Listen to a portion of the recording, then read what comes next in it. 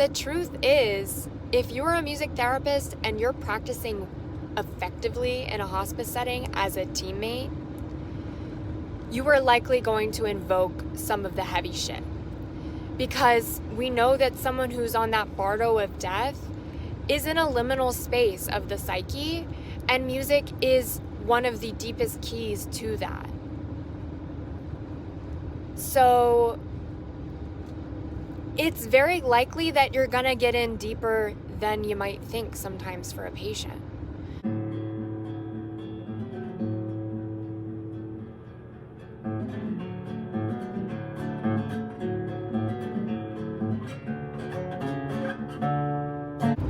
Hello, and welcome back to another episode of my informal music therapy podcast. My name is Sarah Ward. I'm a board-certified music therapist with a minor in psychology. Most of my background is in acute medical and death work.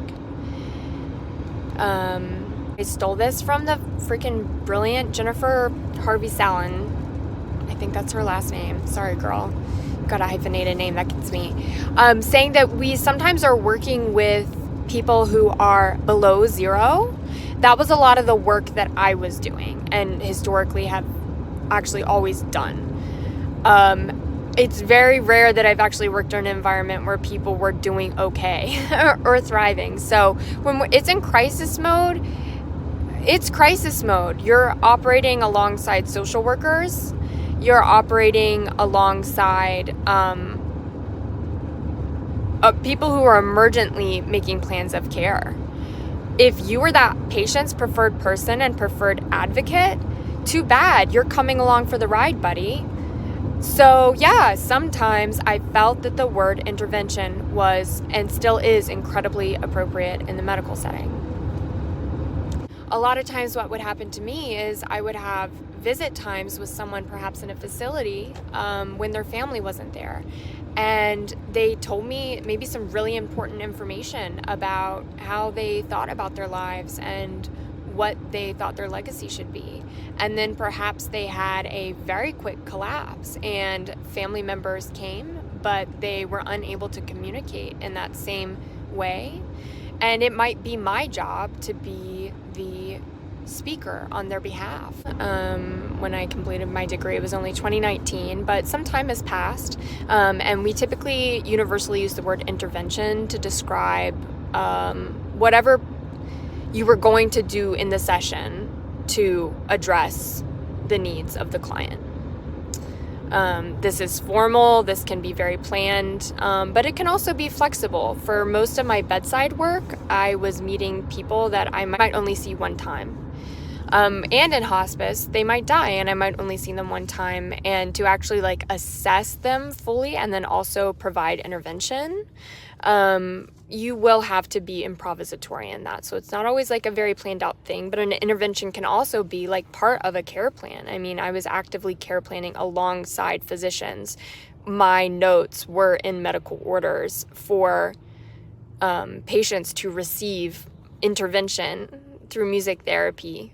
Those were planned out, had to be approved because they're being paid for by the hospice care benefit, by insurance. So we were audited and my plans were read. So sometimes for me, being in sort of what they would call, quote, a soft field, the term intervention really helped me feel very legitimate. There's a lot of toxicity that happens in the medical environment. It just is true, especially in psychiatric medical environments. A lot of times untrained staff use jokes, use body language to intimidate and harass people or mock and shame them for their conditions. And oftentimes, sometimes in my care plan, it would be holding an open space to build rapport for normalization of the patient, of the medical environment. And that's very legitimate. And so oftentimes, I am personally intervening on this person's behalf. I will be their wall. And if you want to access their energy, you will have to go through me. When it's in crisis mode, it's crisis mode. You're operating alongside social workers. You're operating alongside people who are emergently making plans of care. If you are that patient's preferred person and preferred advocate, too bad, you're coming along for the ride, buddy. You have to understand that music therapy in a death setting is potent. Someone who is dying is already at that liminal threshold of the bardo, that consciousness place that happens when we are wrapping up what's here on the physical plane. Sometimes people are passed out. They are unconscious when you are providing intervention. Sometimes you are speaking about them to their family members when they are unconscious in front of you. Now, of course, we use our best ethical judgment to feel it out. If I'm getting a sign from somebody's energy, if they're making a noise, if there's something that arises in me that's warning me, hey, this isn't good, yada yada. Of course, I am absolutely going to course correct, but sometimes I felt that the word intervention was and still is incredibly appropriate in the medical setting. Experientials is beautiful because when we have a situation where the patient is fully autonomous, it offers so much. Understand in educational settings, in community settings, even in carceral settings, I think that experiential is a much better term because we are understanding that the person is autonomous. But ultimately, the goal is to become someone who has a full and entire toolkit.